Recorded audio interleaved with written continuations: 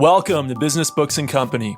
Every month, we read great business books and explore how they can help us navigate our careers. Read along with us so you can become a stronger leader within your company or a more adept entrepreneur. This month, we read Brick by Brick, How Lego Rewrote the Rules of Innovation and Conquered the Global Toy Industry by David C. Robertson and Bill Breen. After facing lackluster growth in the 1990s, iconic toy brand Lego undertook a program of radical innovation under a turnaround artist CEO. Unfortunately, the turnaround resulted in an even worse situation, with Lego facing a deficit so large in 2003 that it threatened the survival of the company. Brick by Brick is about how Lego turned around the turnaround by focusing on its core product and thoughtfully choosing sustainable innovation initiatives. Today, Lego is one of the most valuable brands in the world. But before we get into the book, let's introduce ourselves. I'm David Short. I'm a product manager and former consultant. Hi, I'm Eli Mitchell. I'm a management consultant. And I'm David Kopek. I'm an assistant professor of computer science. We have a really special guest this month. We're so excited to have Cory Cunningham. He's a senior manager of global insights at the Lego Group. He's been with Lego for close to 6 years. Cory, thank you so much for joining us this month. Thank you very much, David. My pleasure to be here. And before I dig in, one thing I'd like to note is anything I'll be reflecting on today reflects my own personal experiences as an employee at the Lego Group and not any official position or statement on behalf of the broader Lego organization. So thank you very much for having me today. Yeah, it's great to have you, Cory. And can you tell us just a little bit about your role at Lego and what you do on a day-to-day basis? Sure, absolutely. So I am, as you said, a senior manager in our global insights team, and I work out of the U.S. headquarters in Enfield, Connecticut. And in my role, I am the lead for the insights discipline, which consider it the kind of fancy 21st century version of the market research function, and analytics function at the Lego Group. And on a day-to-day basis, my role is to head up the insights function for the Americas region of Lego. So that means our key business units in the US, Canada, Mexico, and Brazil, really kind of being responsible for developing the insights agenda, working through projects, and leveraging all the different analytical and research tools we have in the toolbox to deliver impactful business driving insights and strategy for all the different kind of parts of the value chain across the organization with a specific focus on the Americas region. That's really cool. We're so excited to have your insights today. Look forward to hearing what you have to say about the book. Let's get into the book. So let's start with the author. Who is David C. Robertson? So David Robertson was the professor of innovation and technology management at IMD in Switzerland from 2002 to 2010, and was actually named the Lego professor for the last few years there from 2008 to 2010. He previously worked at McKinsey, and since 2011, he's been a professor at Wharton. So this book was released in 2013, so he was actually working at Wharton at the time, but I think he'd done much of the research while in Switzerland. So let's get into the Lego Group itself. How did the Lego Group get started? Sure. So Lego got started in 1932 in Billund, Denmark. The founder was Ole Kirk Christiansen. Cory, feel free to correct that. Ole Kirk Christiansen, you're close. Christiansen, got it. All right. I'm probably going to say that wrong for the rest of the episode. So he was a carpenter and started making wooden toys. And he focused on making really high quality wooden toys. You can think like yo-yos, pole animals and such back in the 1930s. And part of the lore, actually, when he started the company was his son, Godfred, at one point told his dad they saved money by only painting 2 coats of paint on these wooden ducks that were sent out for shipment instead of 3. And Ole said, nope, we do high quality toys here, and told him to go to the train station, get them off the train, and stay up all night painting the 3rd coat of paint on those wooden ducks. And I believe, and I've actually been to the Lego Museum in Billund, so I think I saw this, I just didn't fully appreciate what it was. That wooden duck is, part of the company lore and therefore presented in the Lego Museum for all to see. So they had a variety of toys. And in 1949, Ole was on a ferry and talking to a toy retailer who talked about the value of having a system of toys. So multiple toys that a child could buy that all worked together. So Ole liked this idea. He returned home and he kind of wrote down 6 principles of a toy system and then reviewed all of the different toys that they had in their lines at that point and looked at the automatic building block that he had introduced in 1949 and said that this best fits those 6 principles of creating a system of toys. And so that's kind of the start of the Lego building block that we know of today and why they started focusing so much on that with that system of toys. It's largely been it still is a family-owned company, but it was also a family-run company for many years. So in 1957, Godfred Kirk Christiansen took over. Part of the big thing that he did was he introduced the minifig, which made it much more of a system. And, you were able to imagine and create scenes with the Lego system of play. And then in 1979, the grandson, Kjed Kirk Christiansen, took over. Cal. Thank you, Cory. You would not figure that out on your own. And I think Lego, we all grew up with it, right? Like it is ubiquitous around the world. In 1999, it was the toy of the century, actually, despite struggles that it started having in the 1990s as digital was introduced. And I'm sure that we'll get into that a little bit. And then, as recently as 2020, it was actually, lauded as the most reputable brand in the world. And I think that it's one of the largest family-owned businesses, certainly within Denmark, but probably within all of Europe, as it is still family-owned. So Lego was growing quite well throughout the 50s, 60s, 70s, 80s, and then they hit a roadblock in the 1990s. Can you tell us a little bit about that period of stagnation? Why did they stagnate in the 1990s? So feel free to throw in other ideas because I don't remember the exact details of the dates, but I think a big part of the problem for the company was sort of a changing demographic that like children became much more interested in video games and like physical object toys became like a less prominent source of play. And so Lego started to be disrupted in that way. And they chose to basically throw a lot of different money at different ideas. And most of them just didn't succeed very well. So they basically dramatically ramped up their expenses. They stopped focusing on sort of the core business and tried a lot of different ways to grow in new spaces. And many of those didn't really succeed. And so they ended up going from like a quite profitable company to, ultimately having, a couple of years of significant losses. And I think a pretty significant corollary to that was losing sight through the innovation pipeline as different things were created was what was actually making money for the organization and kind of divorcing an understanding of the different product lines and how they were rolling up to like the broader kind of P&L of the organization. So kind of lost focus of really where was the cash coming from and then where was it going out the door. So things aren't going well in the 1990s and they hire a turnaround artist CEO, Paul Plowman. Am I pronouncing that right, Cory? I don't know how you pronounce Plowman in Danish. Paul would be the first name, like literally how it's spelled, Paul. Sorry, Paul. And they bring in this turnaround artist, and he has a new plan. What's his radical turnaround plan, and how does it work out? So as we've started to say, Paul really pushed for innovation at Lego. So the start of the book actually has a full chapter on the 7 truths of innovation. And it kind of goes through each of these like quote unquote truths of innovation and a way that Paul pushed for a new product line or pushed, a new technique at Lego, kind of following these truths of innovation. It's actually, commentary on the book, kind of an interesting, like, gotcha setup because, the first chapter is kind of history of Lego, and then it gets to the turnaround or the stagnating sales in the 1990s, bringing in Paul to really accelerate sales again. And it goes through a whole lot of product lines that he introduced without really saying that they're failures, kind of like hints at it a little bit. And then in the next chapter, it's like, oh, and then by the way, they started losing profits massively.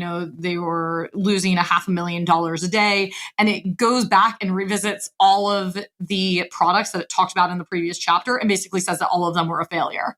So commentary on the book is that it lost a little bit of my faith in it right at the start, just because I was like, whoa, wait, like you just kind of convinced me that this like Galador and Spielberg movie maker set were all like really innovative things that Paul Plowman had done. But then in the next chapter, you're telling me that none of these were successful. They all kind of failed and lost a lot of money. But I think that was really his focus as a turnaround at the time CEO before things got even worse and they needed another turnaround, was to really drive innovation. And, he was also like very singularly focused on sales rather than profits. So his bonus was actually based on doubling the sales and had nothing to do with the profits. I'm happy to jump in on like some of the specific products that he had launched. There were a whole lot that were listed over the course of those 2 chapters. Yeah, why don't we go into a couple of them that you found the most interesting? Sure. So I think two that jumped out to me were Jack Stone and Galador as products that were launched under Pull. So Jack Stone was essentially an action figure that was created to compete in the US with kids who were not typically into building. So, they were trying to expand beyond kids that are only buying Legos to build into kids, that are largely looking at other types of toys. And I think that the challenge with Jack Stone is that they just fabricated this action hero. So it was like, bigger than the typical Lego minifig. It didn't really fit into like the system of building blocks that kind of allows Lego to, any set fits into another and you can always be building and always be designing and innovating with it. And it just like was completely separated from that system. And it was also a completely fabricated action hero. So there was no storyline behind it. There was, no history, no reason that kids would really want to buy this Jack Stone action hero. And then it seemed like it alienated core fans. So it just lost all around. The audience that it was trying to capture, it didn't capture successfully. And then the core fans also didn't buy into it. So it sounds like it was out there for like 1 year and then hit the discount bins at all of the retailers. And if you look across the toy landscape, what you can see is a graveyard of failed, what we'll say maybe is homegrown IPs across toy manufacturers. Everybody wants to be the next the next hit series or franchise that really spurs a whole universe of merchandise opportunities. But it takes a really magic formula to get something to stick that kids really get excited about. And for all the Jurassic Worlds and other major franchises that are out there, there's about 20 times as many that didn't make it. And there's probably an argument to say that Lego was overly confident that if they just used a formulaic process, that boom, it would work with kids, and that they can really be confident that would happen. And if you look across the toy industry, it is very difficult to make things stick. And, there's not always a right answer or a wrong answer for why or why not. But that's something where it's easy to get overconfident that, it's a cool figure and it has action, and therefore kids will consequently get excited about it. And, kids are fickle. And I think Lego got a little too overambitious and overly self-confident in what they could pull off that would automatically elicit enthusiasm from its core target audience. Yeah, so they definitely bet big on Jack Stone. The other thing that I thought was interesting about it was like how quickly they veered away from their core values. So as I had mentioned, Lego started in the 1930s in Denmark, and it survived through World War II. But Ole really felt strongly that war should never be a playtime thing for kids. So Lego sets don't really do wartime Lego sets, or just like with the action heroes as Jack Stone, but like with guns and such.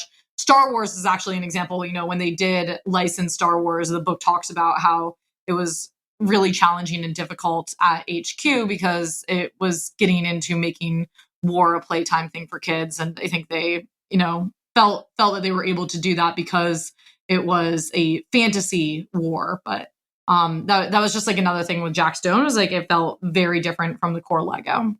So they hire this turnaround artist, and the turnaround ends up being a bust. In fact, it leads to a crisis at the company in 2003. Can you tell us a bit about the crisis and just how deep it was?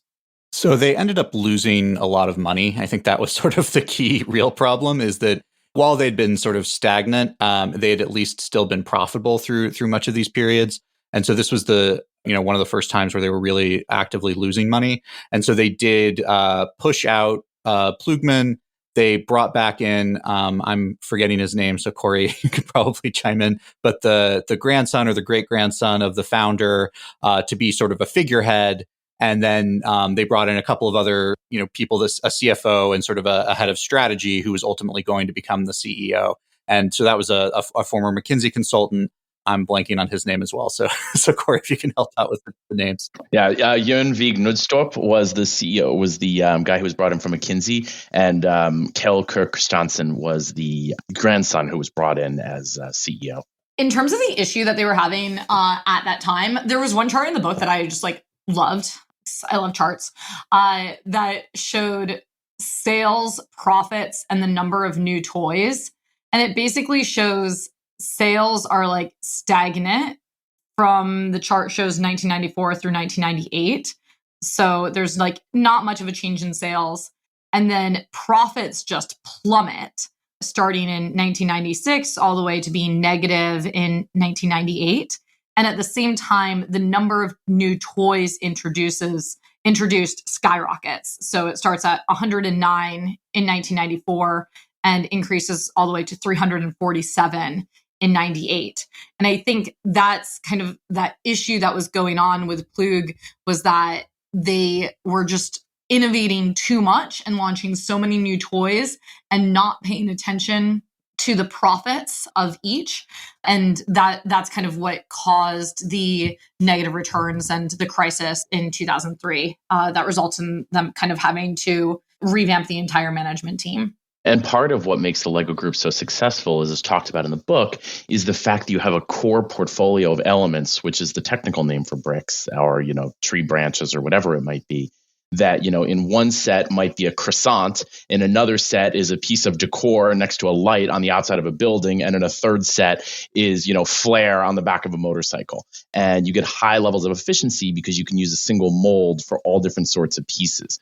And as a kind of a fun sidebar, AFOLs, which we call our adult fans of Lego, as mentioned in the book, really love spotting how these singular pieces are used in all different ways. So once you start proliferating the number of elements and the ways in which they're used, as the book mentioned, you really lose the economies of scale and the efficiency in production, and then your profits kind of take a nosedive as your number of product lines and things like that expand.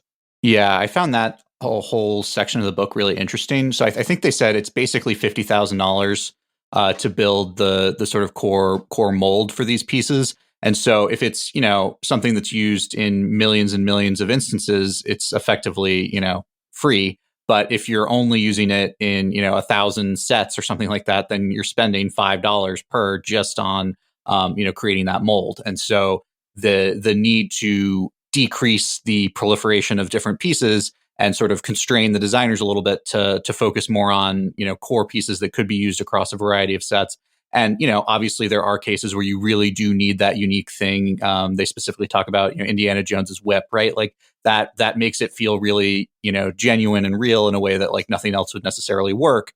But you just can't do those all the time. You can't have every set have these unique pieces that are never going to be reused anywhere else.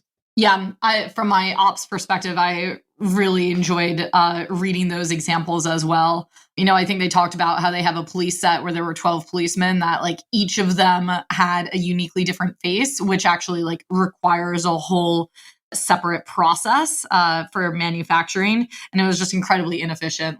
The average eye wouldn't really even identify or appreciate the differences between those faces.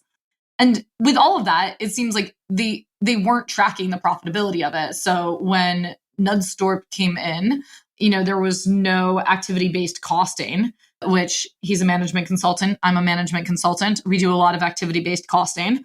I always think of it as being silly and how could a company not do this? And reading this book made me really appreciate the value of some of the work that we do, because it's so obvious to track okay, each product line or each set that we sell, are we actually profiting from it? And they didn't know that. It says that, Knudstorp identified that 94% of Lego sets were unprofitable. So basically the only profitable sets were Star Wars and Lego City at the time. And it was because of this proliferation of all of these non-standardized pieces that each set was using so many of. Yeah, I thought it was funny in that section where they talked about, I guess there were 6 different chefs and they consolidated them down into one model, and there was kind of like an uproar from the AFOLs, but the company sort of took it with some humor and actually had like a funeral for the chefs that they were retiring online.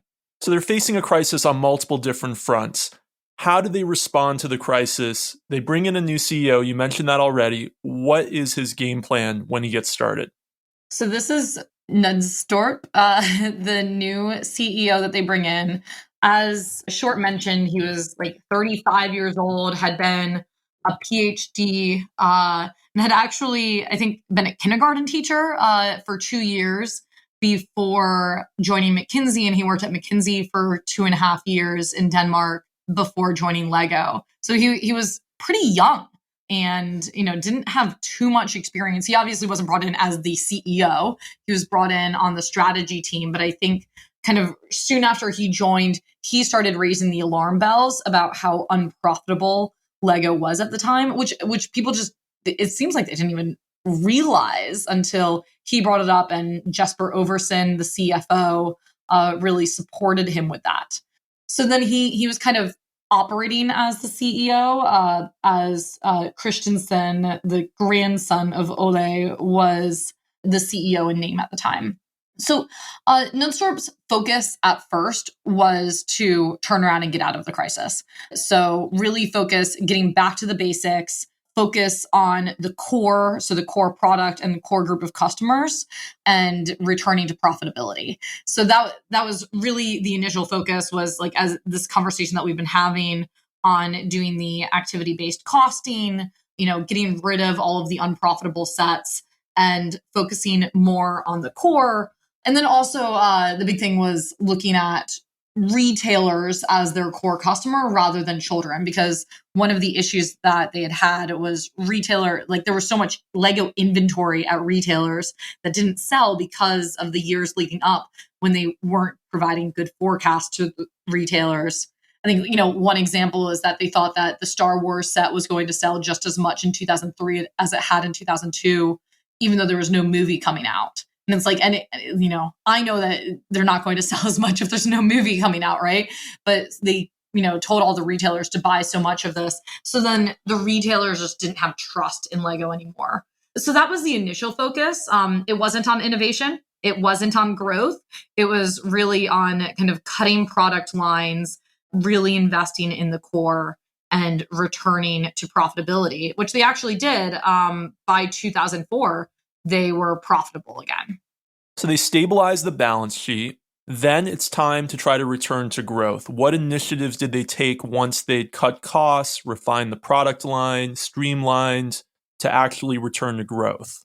So yeah, they took a number of steps to try and become more innovative once they were sort of back on an even footing.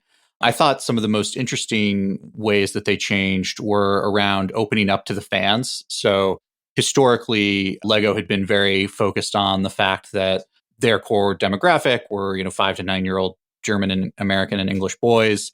And so, everything they were doing, they were thinking about it that way. But there were these, AFOLs, the adults who were very intense about these products and really loved them, and were very engaged online about it too. And so Lego did start to actually, engage with these people, but also to engage more directly with the children as well. And so a lot of the sort of product development had been very, in-house, focused on what, designers who had loved the toys for their whole life thought, but not necessarily focused on like direct customer research, really engaging with children in their homes and things like that. And so they did a lot of customer research. They did a lot of direct engagement, and even sort of bringing in the adult fans in some of the development process as volunteers to help advise the company.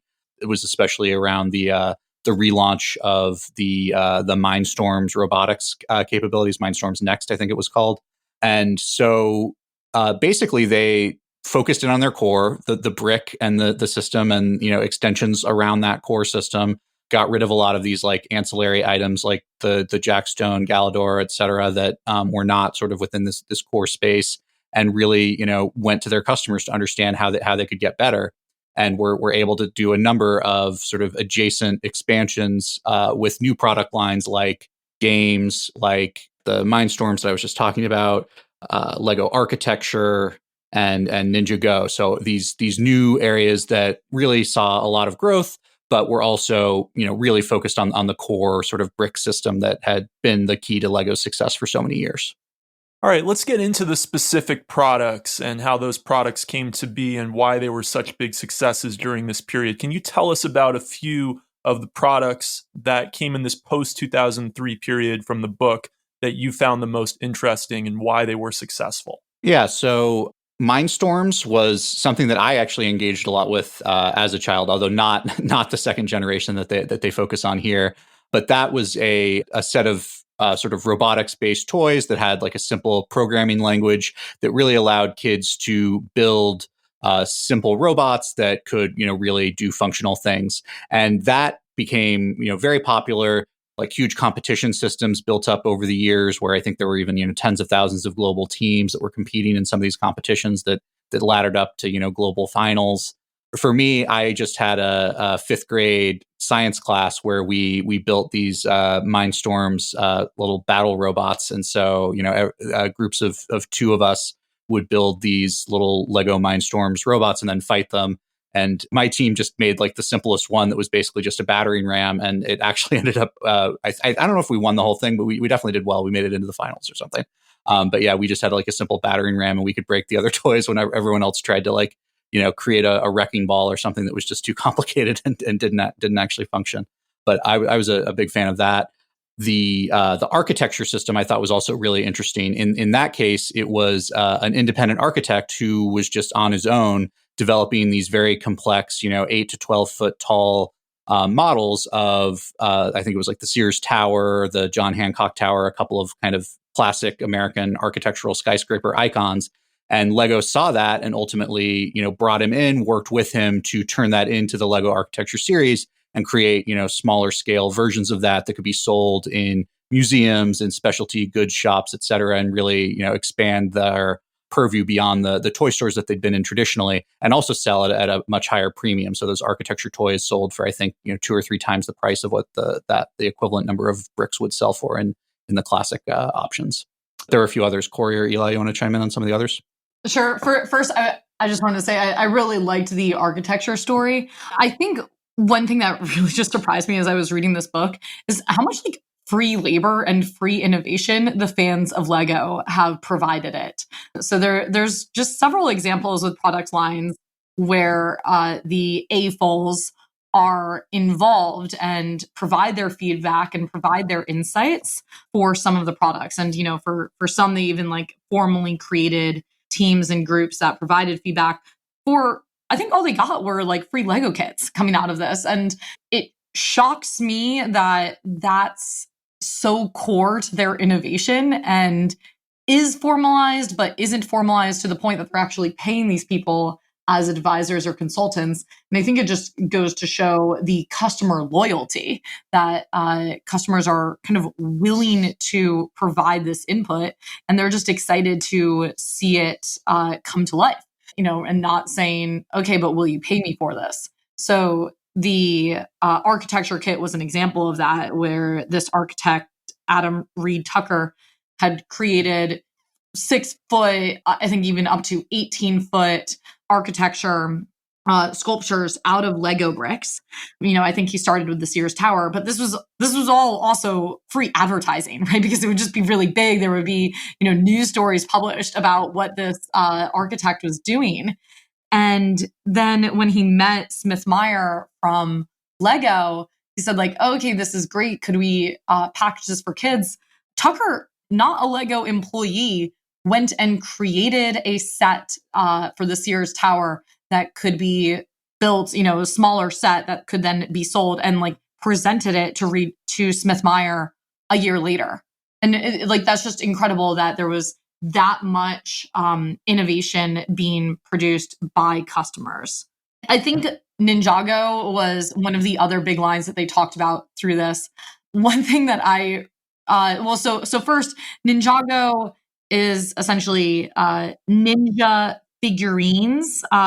Cory, would love to understand how much these actually fit into the Lego system. I like didn't really understand that from the book, and I don't know exactly what they are.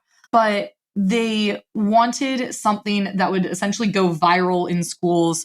The goal that they actually set was that it would be banned from schools because it would be so popular. So loved thinking of that as a corporate goal, that you're going to build a figurine that is banned from schools.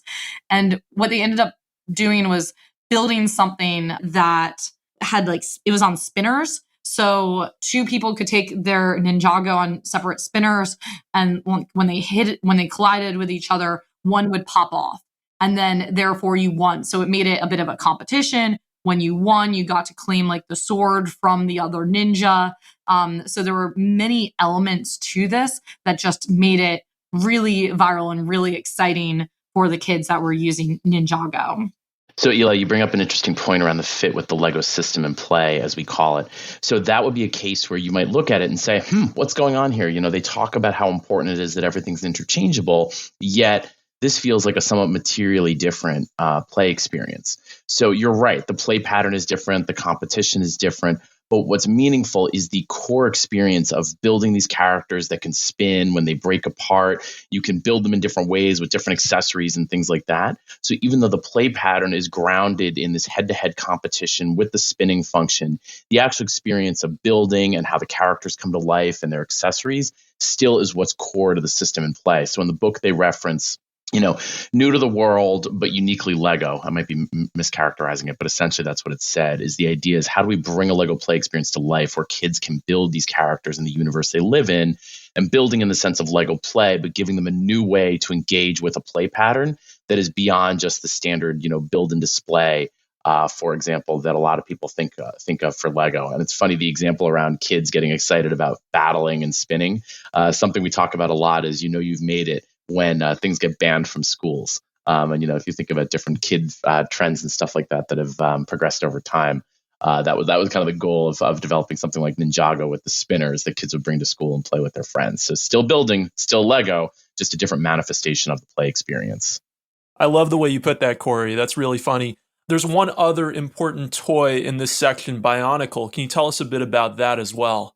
Yeah, so I can talk a little bit about Bionicle. So this was a line of, call them monster aliens, for lack of a more articulate description, that were like buildable action figures, essentially. So remember, I was just talking about, a moment ago, this notion of uniquely Lego, but still new to the world, or something Lego can only provide.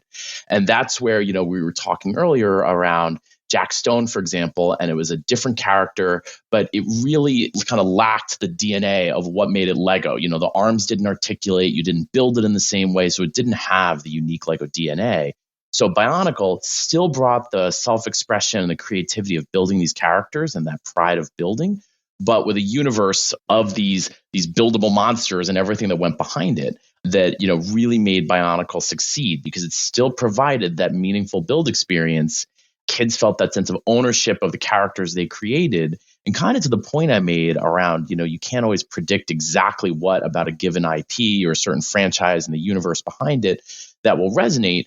This really just knocked it out of the park. The formula of, this alien world and all the powers and things like that really met a need for kids, and they had the excitement of, building that character that was going to be joining this universe, kind of with the buildable construction figures. And then, you had the really clever go-to-market strategy behind the new packaging, the alternative retail distribution, to really target additional purchase occasions beyond the core wishlist-driven Christmas, Hanukkah, birthday sort of behavior, where you found new ways to give kids a reason to get a Lego set. So, not only did it hit a consumer need, but it also hit a shopper need in terms of giving people a reason to buy outside the conventional calendar, both in packaging, where it was placed, and consequently the occasions on which you might purchase it. So it really had a few things working in its favor.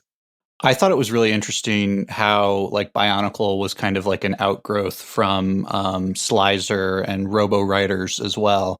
And so that they'd sort of had, I guess, Slizer that was really a breakout success, but they hadn't expected it to be. And so they had already prepared Robo Riders to replace it. And didn't have the inventory for a second year. And then they sort of paired the best elements of both of those together to then launch Bionicle that then succeeded for a number of years. So just to summarize, I think this section of the book had a lot of really good product examples and brought us through the story of each of these products and how it came to be. And, most of them seem to be really successful. Some of the themes that I think Lego did in order to drive that success, Short mentioned this earlier, but they overhauled the Lego development process so that they were able to develop things a whole lot faster. So instead of taking 2 to 3 years to get to market, it took 6 months to get to market. And then they also had these quarterly stage gate reviews where they could kill a product earlier in the process before investing so much. Or they could say, you know what, we think that this is a good idea, but this product just you need to sit with it a little longer, which it sounds like it didn't really happen in the Plowman era. And then they had this innovation matrix, which I really liked, and it kind of set up what was incremental versus radical in the new product idea. Was it the retailers that you were going after? So as Cory's mentioned with Bionicle, that they were able to, sell it in new places. I think it was even in gas stations, they talked that you could buy it. Vending machines. In vending machines. Yeah, exactly. Was it a new time of year, again, with Bionicle, that it could get out of the Christmas holiday season based on when new shows were coming out? Was it a new product design? Was it a new market that it was going after? Was it new customers, right? So there was this innovation matrix that set up to say, where was there a radical change versus where was there an incremental change? And that just sounded like a really structured way to think of it with how you're introducing a new product. And then finally, it seemed like they just opened up to the community a whole lot more. I think in the Plowman era, they just said they rested on their laurels of being really successful, but were in Billund and, kind of internally focused in Denmark and under, Cory, I pronounced it incorrectly earlier, Nudstorp. Under Nudstorp. Yeah, Jørn V. Nudstorp. Nudstorp. Danes are very well acquainted to everybody pronouncing it wrong, so don't beat yourself up. 6 years later, and I still screw it up every now and then. Last month it was a book with a lot of Indian names that I'm sure we butchered there as well. So we're really not doing a good job here.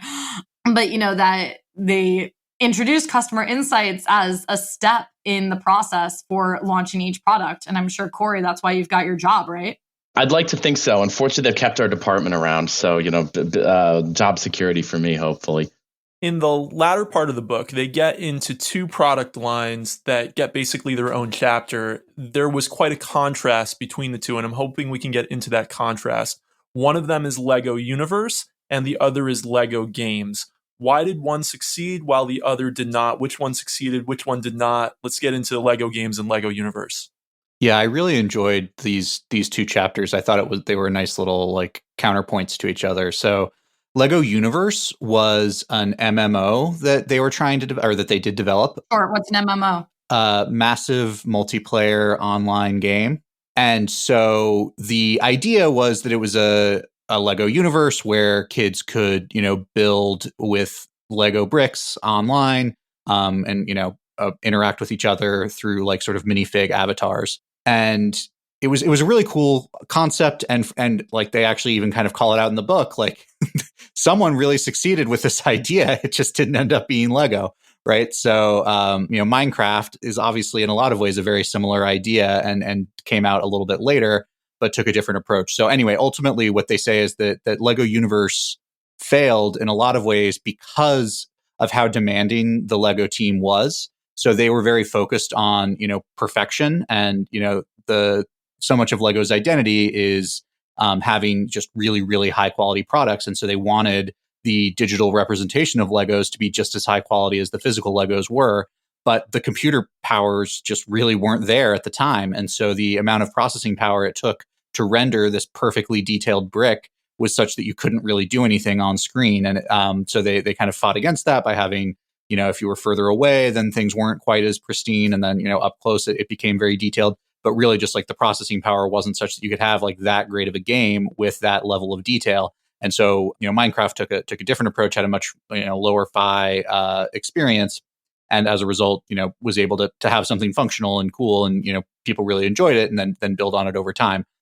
In contrast, the Lego Games system was kind of the opposite. So Lego Universe, They hired an external vendor. It was in like a space that they didn't really know very much about because, online games, not something that Lego had real expertise in. They sort of were trusting the vendor, but then taking like a very hands-on approach with lots of review cycles and whatnot, and sort of not giving enough power to the vendor to really go after making the best game. And instead, like, I think the terms literally said that there couldn't be any bugs in the software when it was released, which Kopek, I'm sure you can imagine, not being a very reasonable expectation to achieve. On the other hand, Lego Games was built internally through the Labs program, and it was really about developing board games based off of Legos. And so they had a lot of success with that. It was frankly a much cheaper endeavor. They didn't have to really put nearly the resources. I think they put something like $30 million into building the Lego universe. So it just had to have, tons of users to really be profitable enough to continue, and did end up getting shut down after about 15 months, I think, once it did launch, I think maybe 5 years after the initial, start of the program. On the other hand, Lego Games, much smaller group, able to really just have a couple of designers working on it in order to come up with these projects, didn't really require a lot of unique pieces to be added on. So it could be done mostly from pre-existing things other than the die that they developed. And so, yeah, it was a really cool, like, sort of counterpoint of these two different attempts at innovation and, where they really succeeded and where they really failed.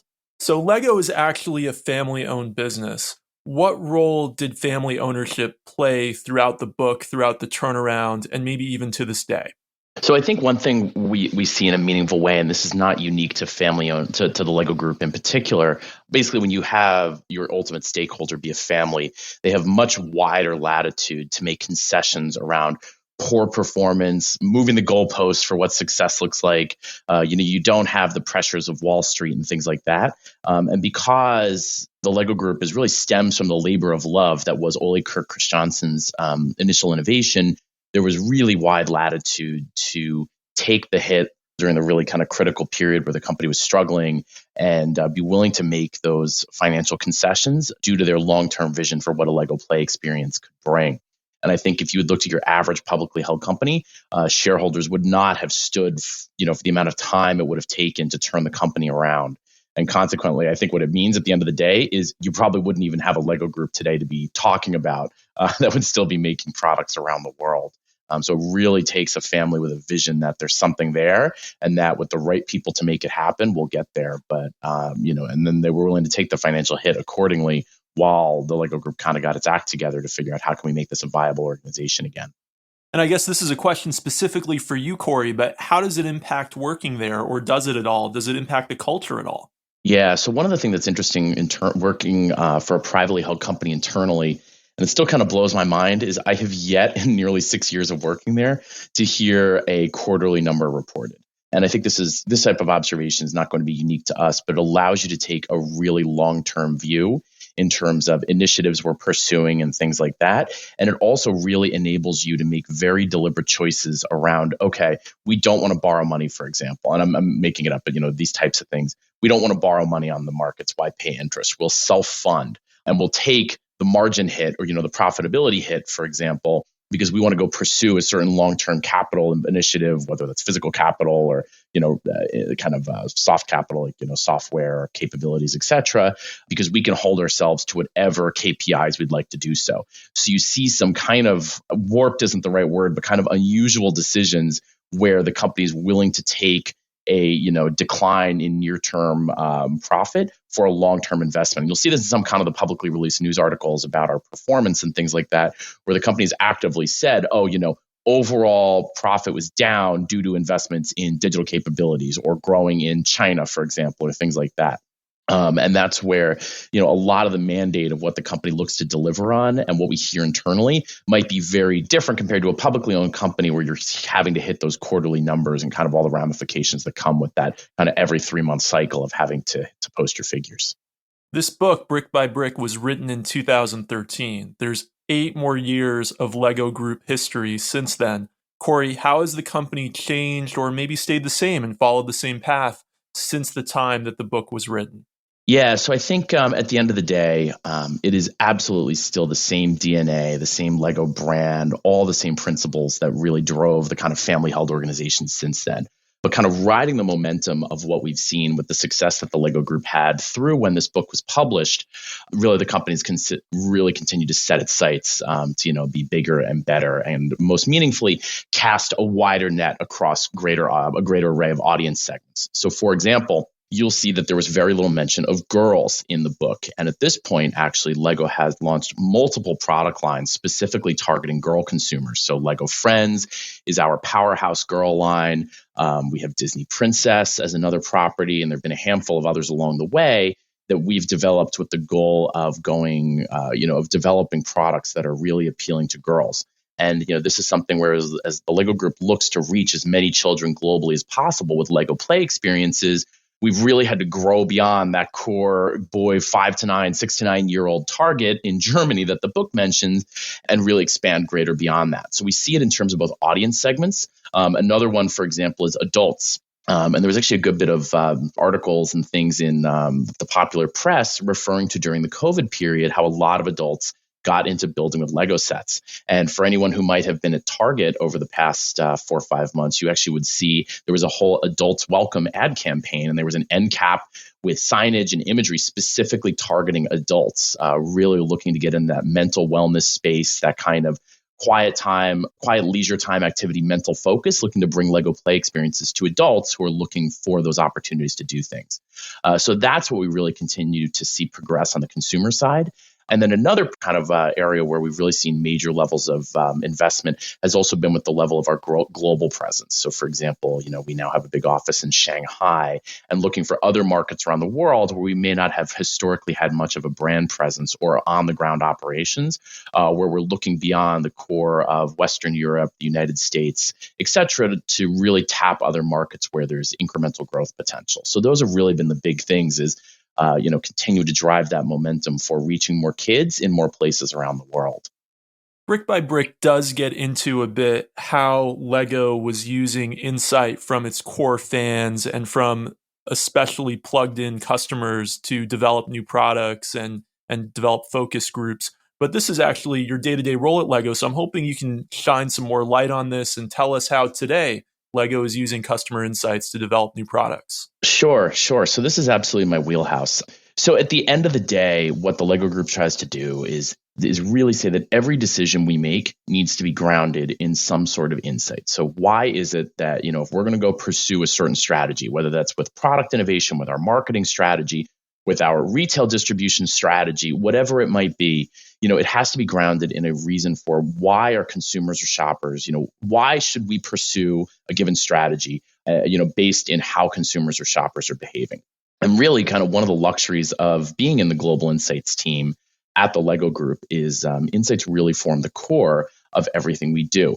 And what we find is that by really fundamentally understanding, if you go down a layer below, okay, do you like this new product line A or new product line B? But what are kind of those fundamental things, for example, that make kids tick? Or why is it that shoppers, really feel that sense of success when they buy toys? Because what's interesting is, when people are buying, let's say, conventional center store consumer goods, it's a pretty mundane experience if, you're buying laundry detergent or string cheese or oatmeal or whatever it is. But buying toys tends to be quite a bit more emotional because there's a lot of that sense of satisfaction of, I want to find the right gift, or kids get very wound up around what it is they're buying. So everything we do really starts with this sense of, how is this going to deliver in a meaningful way to fulfill a need that kids have, or adults as consumers, with how they're looking to, develop that sense of self-confidence, with how they're looking to tell stories, whatever it is. And if we can't justify why we're making a business decision grounded in some level of understanding of what our kids' needs, whether that's emotional or physical via play, or how is it pertaining to a reason that a shopper might be buying something in a given occasion, then we probably, have to do some further homework to understand, what is it that the need that's actually being filled here? How does this target what we're doing? And anyone across the organization, when it comes to a touch point that a consumer or a shopper experiences, needs to understand what is the insight that is driving it. And that is something that we think about a lot, is if you being whomever you are within the Lego Group, can't justify how your decision or the strategy you're pursuing is meeting a need as articulated to us through the research we've done talking to our consumers and shoppers, then there's probably going to be a gap there, and in terms of level of confidence that you'll get within the organization. And it's kind of a really kind of fundamentally embedded process where no matter what the milestone is, what the business process is, where we see people saying, here's what we know about fill in the blank in terms of boys, girls, adults, shoppers, grandparents, whomever. And here's, the things that really is the need to be filled here. Well, then we can justify why we're doing what we're doing. And there's a real culture of kind of rationalizing your strategy based upon what we know about the broader landscape. So that's kind of the core of what we do. And we'd like to, I'm biased because I'm in the global insights discipline, but we'd like to think that one of the major reasons for our success, and the book touches upon this in terms of kind of saying how during the crisis we got away from really understanding what it is that made our consumers tick, really saying, this is something that we have to understand, because if we don't, somebody else, Mattel, Hasbro, a startup in the industry, will go figure out what that untapped need is and go pursue it. So that's where really, if you think about what is the decision you're making, ultimately, how is that consumer using your product or that shopper buying it? How are they experiencing it? And what is it that we need to be thinking about in order to make sure we align to that in as an effective way as possible? Cory, I'm wondering if there's anything from your perspective that wasn't covered in the book or hasn't been covered in our discussion that you would like our listeners to know about the Lego Group. So I think one of the things that makes the Lego Group pretty unique, and this is going to sound a little corporate Kool-Aid-y, but I do think it's true, is the Lego Group really does truly pride itself on really delivering best-in-class play experiences and brand experiences across every single touch point, whatever way in which someone might be engaging with Lego. And I think what you're really seeing there is that really tightly held purpose and sense of vision for why does the Lego Group exist on Earth, and what is it that we are looking to deliver. And anyone that works at Lego can tell you the core tenets of, what is the nature of a Lego play experience that we deliver? What does the brand mean? And having an entire 18,000 person organization, or whatever we are at last count, that has that incredibly strong singularity of understanding, I think is a really critical linchpin to our success. And, it does sound a little corporate brainwashing-ish, but when you really very clearly have everybody understand what does it mean for that moment of magic when a kid picks up a Lego brick, or, more recently during COVID, even adults, we all understand what it takes to make that magic happen. That is where you really see the kind of success come to life. And it's pretty rewarding, to be in a 500 person global marketing conference, for example, with marketers and the product designers all from all over the world together in Denmark, and everybody, no matter what, understanding what it is to bring the brand to life. Having that sense of single purpose, no matter who you are in the organization, is pretty rewarding and special. And I think it's something that we really pride ourselves on delivering day in and day out. Thank you so much for that insight. Let's bring it back to the book for a moment. Is there anything else about Brick by Brick that we haven't talked about that anyone wants to mention? Yeah, so first of all, Cory, I agree how during COVID, Lego has expanded to adults more. I bought a Lego set reading this book. I know when we read the Instagram book, I said it was really distracting because I kept on having to go to Instagram and look at the profiles that they were talking about. And with this one, I felt like I just needed to buy a Lego set. So thank you for providing that discount to the Hedwig Lego set. It was really enjoyable. I really liked it. One of the small perks of being a Lego employee is you get to spread discounted Lego love around the world. It's great.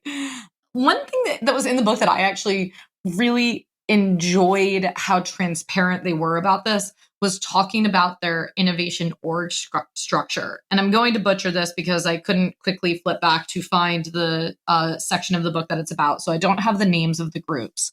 But I personally, when I was at CVS, worked in a strategic product innovation group.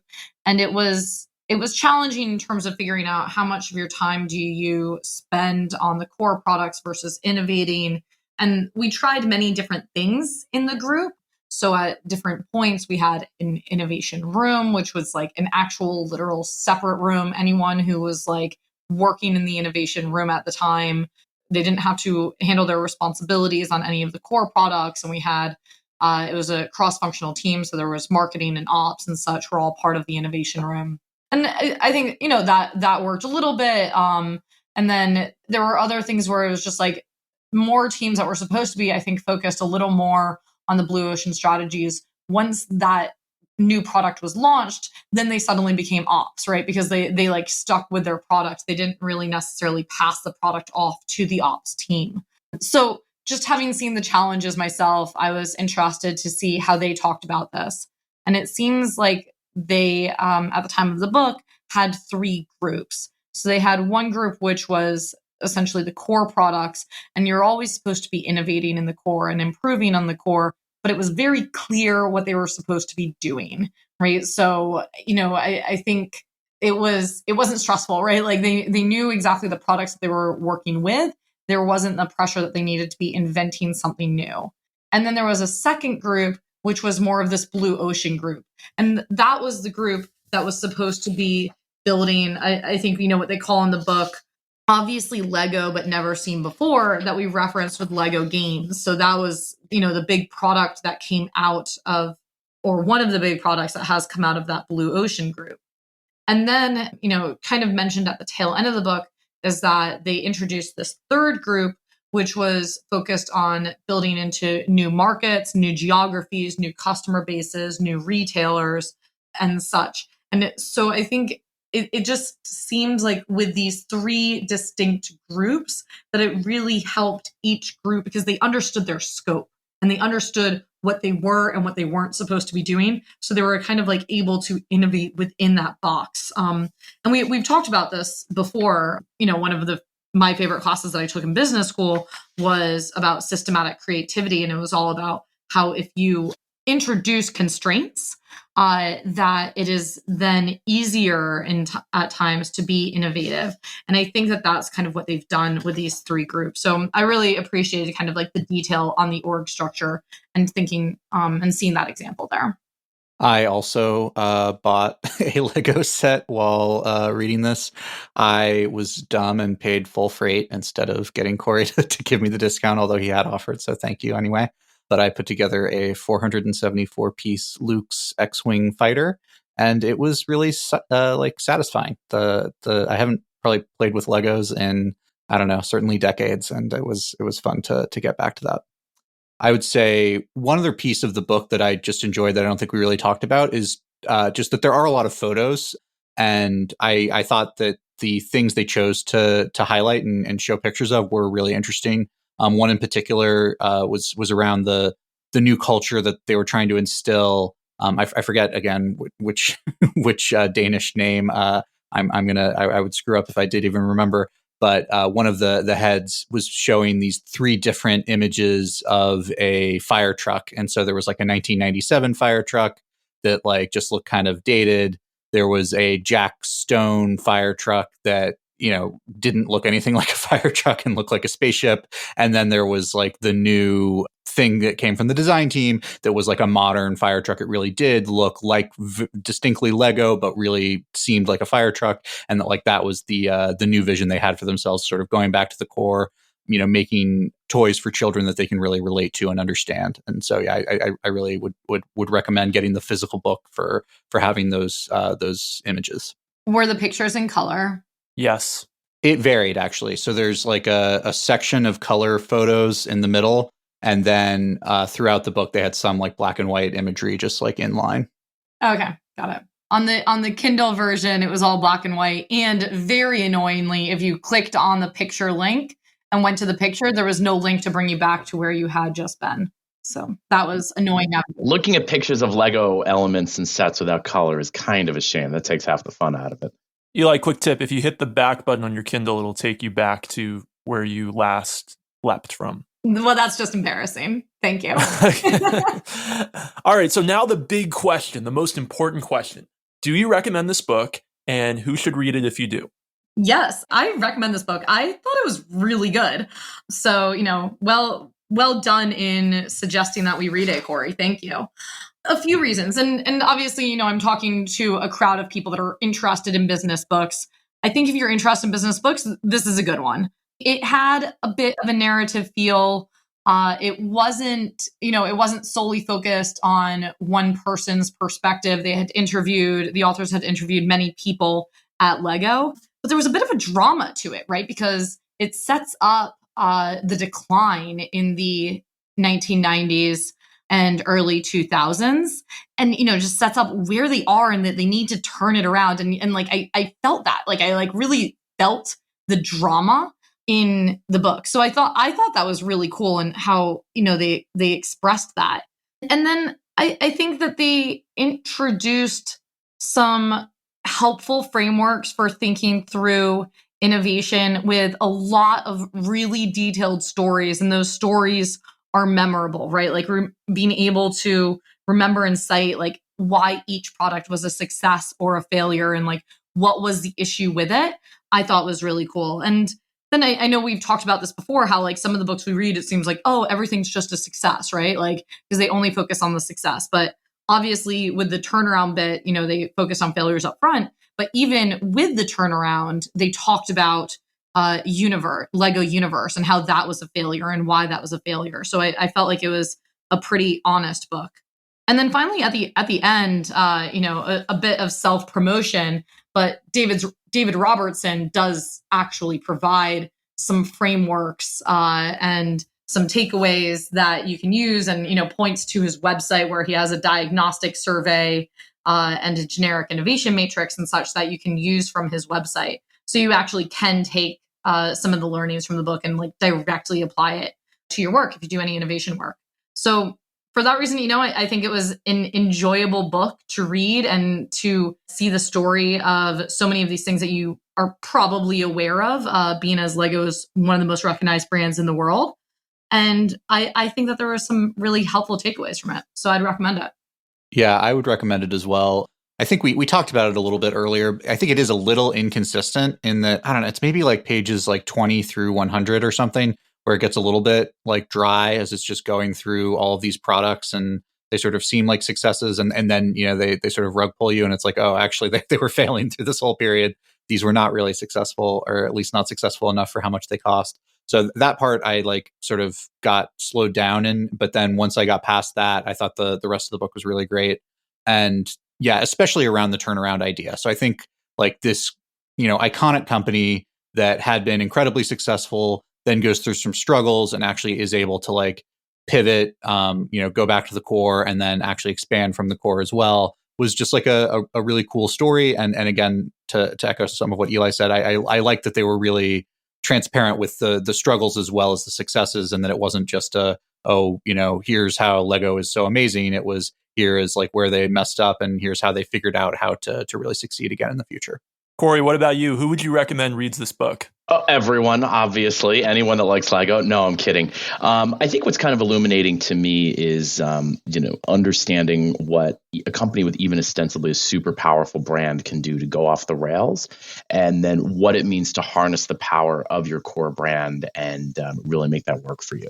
So I think, understanding organizations, if you have the luxury of working for one, where you have a tremendous amount of brand momentum, and how you really can figure out like what is it that makes us tick, why do our consumers appreciate us, and what can we do from there. So I think for companies who have a similar kind of long history like Lego, there are really some things to learn there. And I think that's the most interesting part, even as an employee to me, is how they were able to really take the momentum of what we had stood for and make that continue to work in our favor going forward.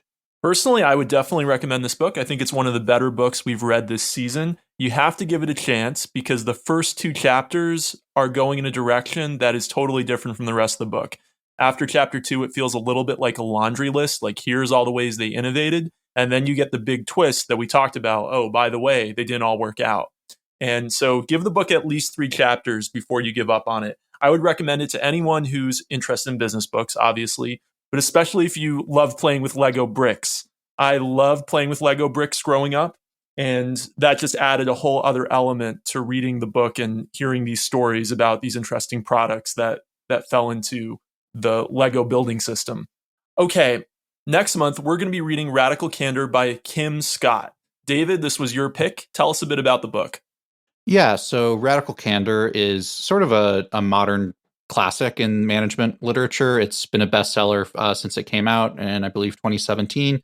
And it's really focused on how you can be a better manager with a real focus on these core concepts of challenging directly while caring personally about your employees. And so I've heard great things about it, and I'm really excited to read it with y'all. It sounds a little bit like $1 Trillion Coach, but I'll give it a pass. I'm going to keep an open mind. Okay, anything that you want to plug, and how can our listeners get in touch with you? You can follow me on Twitter at David G. Short. You can follow me on Twitter at emitch46, or more importantly now on Instagram, you can follow my puppy, Archie, the Prince of NYC. And as an additional plug, my future sister-in-law's book came out in the last month. It's called Gold Diggers by Sanjana Sathian, and I highly recommend it. And I clearly need to hire someone from the PR team at the company I work at because I don't even have a Twitter account. But regardless, I'm honored to have been on today.